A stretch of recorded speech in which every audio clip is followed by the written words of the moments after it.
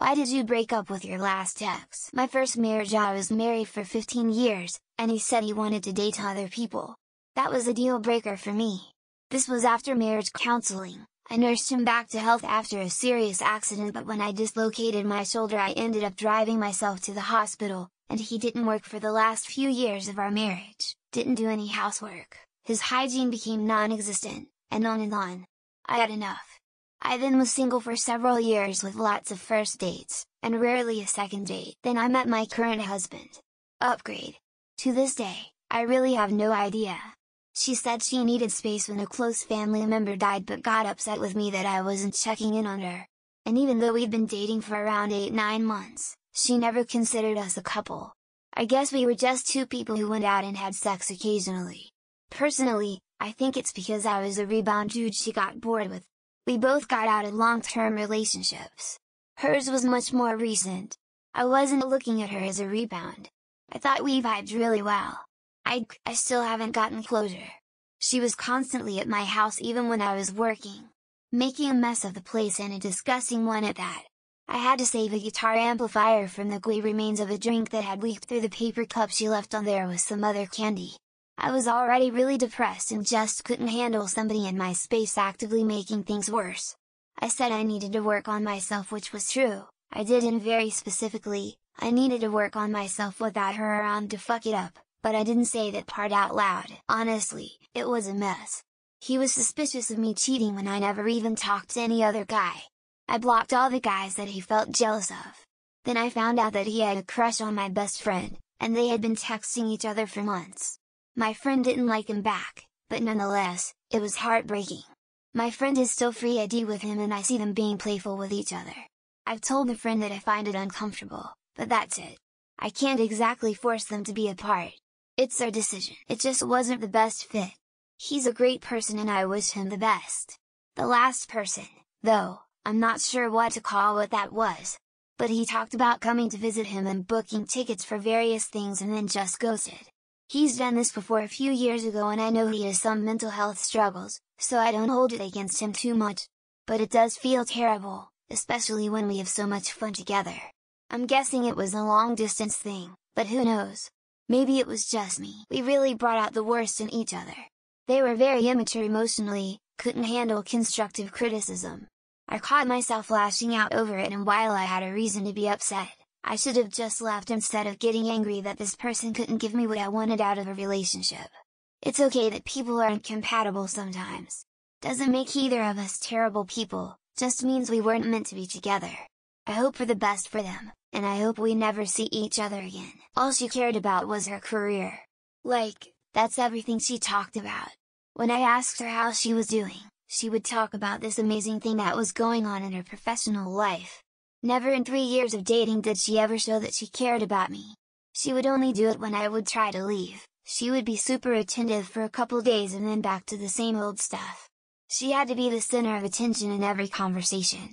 She was such a miserable person, and she made miserable as well. She wanted me to change my entire personality so her friends wouldn't think she was an idiot for dating me.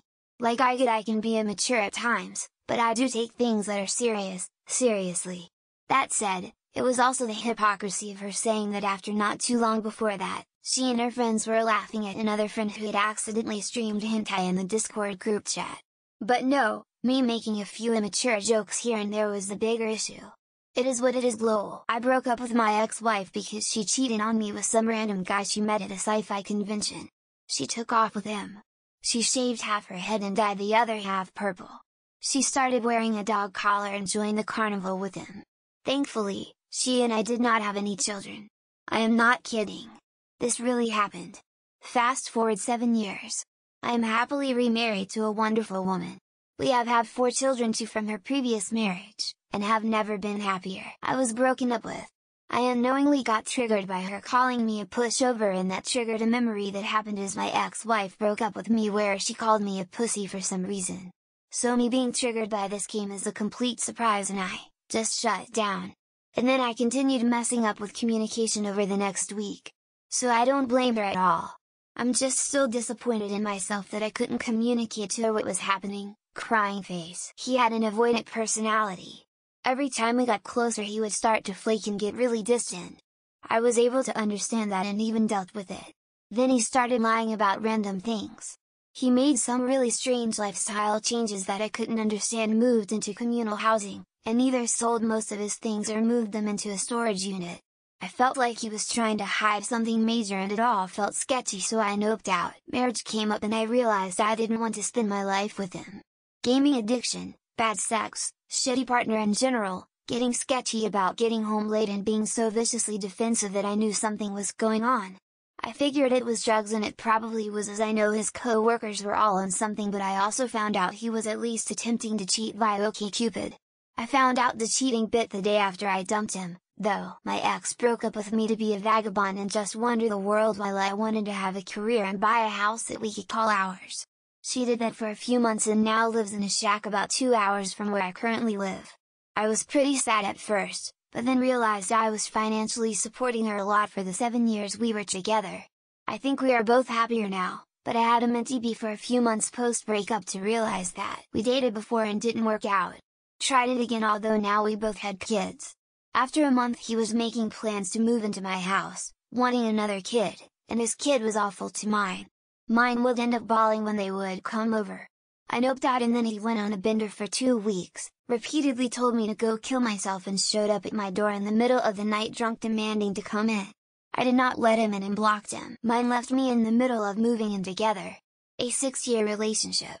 He'd been picking on me for months, which I was trying not to react to, about how I was too short, fat, ugly, and dumb for him. When he left, I was just glad to see him go. I think he was upset that I didn't cry or beg. No idea what or who he's doing now, but a small and petty part of me hopes he's lonely. I don't want him back. I just hope nobody else wants him either. Devilish face. He constantly lied to me and manipulated the situation to make me look bad to others. He had a good guy complex where he had to look like such a good guy to everyone around him, and it was also disingenuous. He also tried to hook up with multiple of my friends while we were together and freshly broken up, which just added salt to the wound. I will always consider my decision to leave as one of my better life choices. Still wish him the best. He was mentally, sexually, and emotionally abusing me. He pretended to be suicidal and checked himself into a behavioral hospital in a different state only to go on Facebook and post photos from said hospital that was actually a lovely hotel in Gulf Shores, Alabama, where he was meeting his side boo. I made the mistake of going back to them once before and I made sure never to do that again.